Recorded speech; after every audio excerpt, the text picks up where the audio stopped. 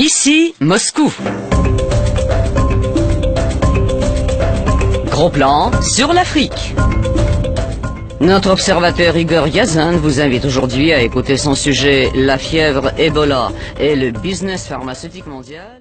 On est au milieu de ce que j'appelle, moi, l'horreur occidentale. Parce que une pandémie comme Ebola, mais aussi comme le sida, parce que quasiment, que ce soit au niveau pratique, mais aussi au niveau moral, c'est le même problème, le même phénomène. On touche tout ce qui est horrible dans la manière d'être occidentale. Les Occidentaux disent, nous sommes la démocratie, nous sommes le progrès. Et lorsqu'on touche des choses graves, comme Ebola ou le sida, on voit que ce n'est pas le cas. Je ne suis pas un partisan de la théorie des complots. Pour le moment, il y a en Afrique toute une série de gens qui disent que Ebola, mais aussi le sida, ça a été créé pour détruire les populations africaines, etc. Il n'y a rien qui permet de le dire. Mais il y a des choses qui sont sûres. On voit apparaître au même moment les virus d'Ebola et du sida. C'est au milieu des années 70. Ebola, c'est 76, au Soudan puis au Zaïre. Le virus, donc, de ce qu'on appelle le HIV et vulgairement le sida, il apparaît au même moment. Qu'est-ce qu'on sait? Il y a, dans le centre du Zaïre, au milieu de l'immense forêt équatoriale, il y a des zones réservées de plusieurs centaines de kilomètres carrés qui sont utilisées, qui sont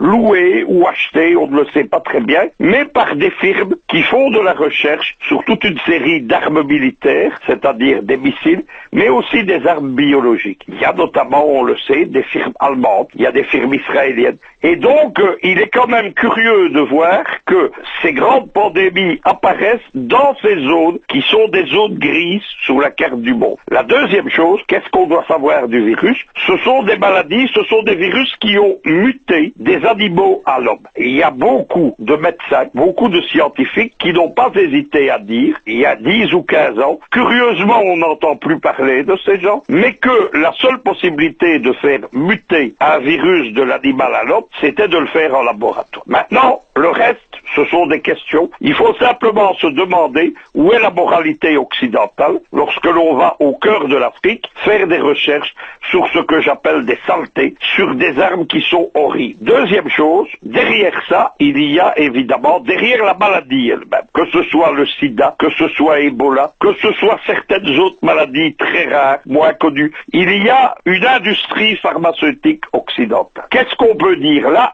on n'est plus dans le domaine des hypothèses, on est dans un domaine concret. On est dans le cynisme, dans l'immoralité occidentale qui ne vise que le profit et qui a fait de la médecine un instrument de profit. Qu'est-ce qui a lancé le scandale autour de la nouvelle vague d'Ebola? C'est Barack Obama lui-même. Il y a environ 15 jours, au moment du sommet de Washington, où Obama déclarait son amour de l'Afrique, on est à une reprise donc du virus Ebola, notamment au Libéria. On a 1 millier d'Africains touchés. Il y a actuellement un peu plus de 1000 morts. À un moment donné, il y a 2 soignants américains qui sont touchés par la maladie.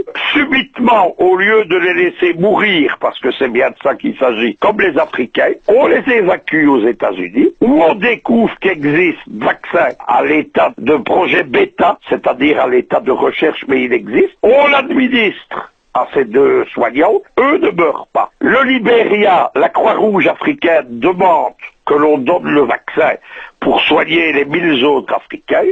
Et la réaction de Barack Obama, ça a été ça le grand scandale en Afrique. On n'en a pas parlé en Europe comme par hasard. Barack Obama commence par déclarer: nous ne pouvons pas donner le médicament parce que les brevets appartiennent aux firmes qui ont fait les recherches. Et puis, quand la Maison-Blanche s'aperçoit de l'erreur de communication qu'a fait Obama, surtout en plein milieu du sommet États-Unis-Afrique de Washington, on déclare à ce moment-là que le vaccin n'est pas stable parce qu'il n'a pas été essayé, etc. Mais il est assez stable pour être essayé sur 2 blancs, mais pas sur 1000 Africains. Là, je dirais, sous les projecteurs apparaît soudainement l'industrie pharmaceutique occidentale et les recherches sur les grandes pandémies. Depuis qu'elles ont éclaté, eh bien, il y a des centaines de firmes pharmaceutiques, de grands hôpitaux. Derrière tous les grands hôpitaux français belges, allemands, américains, il y a des services de recherche. Certains grands hôpitaux vivent de ce service de recherche, puisque la médecine elle-même est de moins en moins rentable, en Union européenne par exemple. Troisième chose, il y a derrière ça, évidemment, de grandes compagnies. Une des plus connues, c'est la Suisse Servier. Il y a Bayer ici. Il y a des grandes firmes qui font des centaines de millions d'euros, voire milliards de bénéfices. Tout ce groupe qui forme l'industrie pharmaceutique occidentale, mais derrière lequel, parce qu'en Occident, derrière chaque grande industrie, il y a un lobby. Il y a donc un lobby international pharmaceutique, notamment qui a pris littéralement en otage la sécurité sociale dans beaucoup de pays de l'Union européenne. Eh bien, ces gens, évidemment, depuis que les grandes pandémies se sont déclarées, font aussi de l'argent, pas sur les médicaments, mais sur la recherche. La recherche sur Ebola, la recherche sur le sida. Leur intérêt n'est pas de déboucher sur un médicament. Le sida nous indique comment ces gens travaillent, c'est-à-dire qu'on ne guérit pas le sida, mais maintenant, en Europe occidentale, je précise bien, on ne meurt plus du sida. On meurt du sida tous les jours, en Amérique latine, en Afrique, par absence de médicaments. Mais en Europe, en Belgique, en France, en Allemagne, du moment que vous vous soignez, il y a notamment ce qu'on appelle la trithérapie, c'est une combinaison de médicaments qui stoppe la maladie et la fait même régresser, eh bien, vous avez des sidaïques qui arrivent à leur mort naturelle. Tout simplement parce que ces médicaments rétablissent l'immunité. Qu'est-ce que c'est Ebola? Qu'est-ce que c'est le sida? Ce sont des maladies. C'est un peu semblable à la grippe. Je vous rappelle que la grippe tuait encore en Europe en 1914. Il y a eu de grandes épidémies autour de la Première Guerre mondiale de grippe. La grippe a tué des millions de gens. Ce sont des virus qui détruisent l'immunité du système. Et à ce moment-là, la moindre chose vous tue. La trithérapie du sida rétablit l'immunité. Donc, ça rapporte énormément d'argent à toutes ces firmes, beaucoup plus que de guérir la maladie. À côté de ça, dans le cas du sida, il y a toutes les industries parallèles, notamment toutes les firmes qui vendent des préservatifs. Il y a une industrie du préservatif, il y a une publicité, il y a un marketing du préservatif qui fait vivre des agences de publicité. Donc tout ce bloc occidental, puisque tout ça est aux mains de firmes européennes ou américaines, n'a aucun intérêt à guérir le sida ou Ebola. Mais quand même, tu ne trouves pas que pays riches, pays industrialisés, ce sont une obligation à aider les Africaines? Si on a ma conception humaniste du monde, oui, bien entendu. D'autant plus que c'est le discours occidental qui dit nous sommes le bien, nous sommes le beau, nous sommes l'éthique, nous sommes la morale. Mais dans la pratique, c'est pas ça. Dans la pratique, l'Occident, qu'est-ce que c'est l'Occident? C'est la zone de domination américaine sur le centre du monde capitaliste. C'est ça l'Occident. C'est plus l'Occident du Moyen-Âge. L'Occident du Moyen-Âge, il est disparu dans les guerres de la Renaissance. L'Occident aujourd'hui, c'est quoi? Les Occidentaux visent à faire du fric. C'est le fric roi, Igor. Tout ce qui les intéresse, c'est des profits. Ces firmes pharmaceutiques, ne l'oublions pas, ce ne sont pas des firmes philanthropiques. C'est pas du charity business. Ce sont des firmes industrielles qui visent à la rentabilité, avec derrière elles des usines, avec derrière elles tout un secteur de lobbyistes, et n'oublions pas, avec derrière elles des mafias. Parce qu'il y a également une mafia du monde industriel pharmaceutique. C'est-à-dire qu'il y a des trafics régulièrement, on arrête en Europe des gens qui font du trafic de médicaments périmés, de médicaments falsifiés, c'est-à-dire tout ça ne guérit plus, à direction de l'Afrique. L'Afrique, malheureusement, elle est l'oubliée de ce monde occidental, sauf lorsqu'il s'agit de la piller. Il y a un autre aspect du discours occidental. Il y avait dans le journal français Libération, il y a quelques jours, un fonctionnaire des Nations Unies et une dirigeante d'ONG, je ne vais pas les citer parce qu'ils n'en valent pas la peine, mais qui expliquait que Ebola, c'était une maladie de pauvres pour des pays pauvres. Ça, c'est ce que pensent les Occidentaux, et ils pensent évidemment que les gens étant pauvres n'ont pas les moyens de payer, et comme ils ne peuvent pas payer, parlons brutalement, Igor, ils peuvent crever. Regardons, un des deux pays touchés, c'est le Nigeria. Le Nigeria n'est pas un pays pauvre. Au contraire, c'est un des pays émergents. On dit même que actuellement, il est au niveau de développement supérieur à l'Afrique du Sud. Ça n'empêche pas le Nigeria d'être touché, par exemple. Donc voilà, deuxième aspect de l'immoralité, ce que j'appelle moi l'horreur occidentale. Et je ne vois pas pourquoi, parce que des gens sont pauvres, on devrait les laisser mourir. Mais Igor, on n'est non pas dans la mentalité des peuples d'Occident, on est dans la mentalité du capitalisme. C'était déjà ce que pensait le capitalisme capitalisme au 19e siècle. Lorsque le capitalisme s'est développé, pendant 2 générations, on faisait, en Europe je parle, en Angleterre, en Belgique, en Allemagne,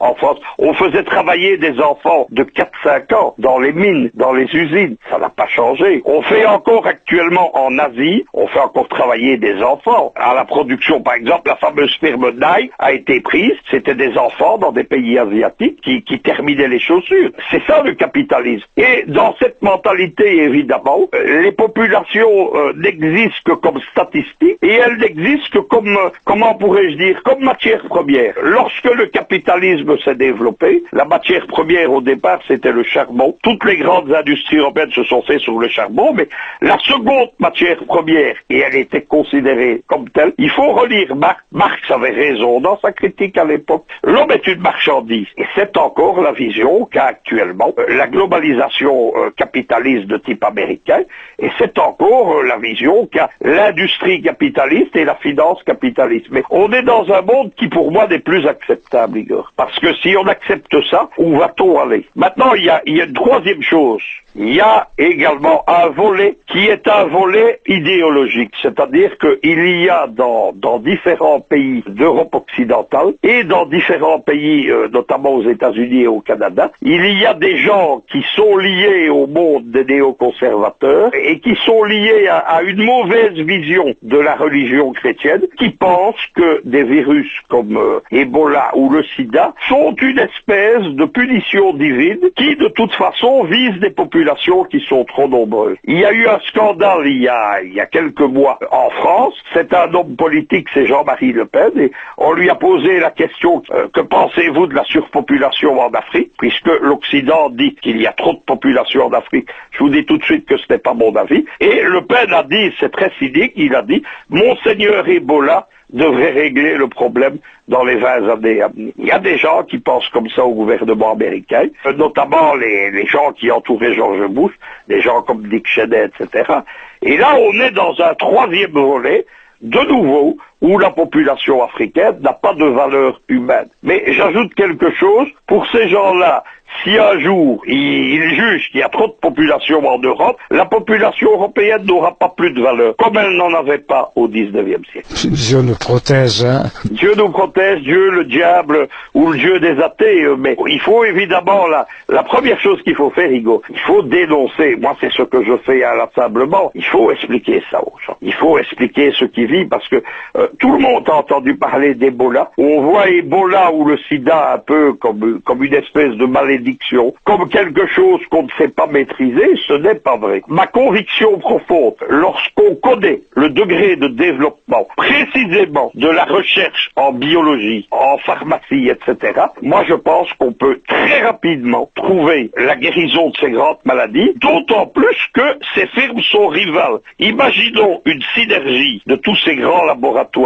Au lieu de chercher le profit qui cherche la solution, on arriverait très vite. Mais ça suppose quelque chose, Igor. Ça suppose quelque chose qui est en train de disparaître en Occident. C'est un État. Il faudrait un État qui domine ces lobbies, ces industries. Ce qu'on voit en France, en Belgique ou en Allemagne, c'est l'inverse. Il a fallu une dizaine d'années de scandales pour qu'un laboratoire comme Servier, par exemple, soit condamné en France pour des traitements qui avaient provoqué des décès, parce que ces laboratoires, en plus, n'hésitent pas, dans certains cas, en vente, on met dans le public un médicament, en dissimulant des choses qu'on ne sait pas, des à côté, et des gens en meurent. Il y a des scandales réguliers depuis les années 60. Dans les années 60, il y a eu un grand scandale, c'était un médicament qu'on appelait le Softenon, qui provoquait la naissance d'enfants anormaux, ce qu'on appelle des enfants mongoliens, qui naissaient donc retardés mentaux ou sans bras, etc.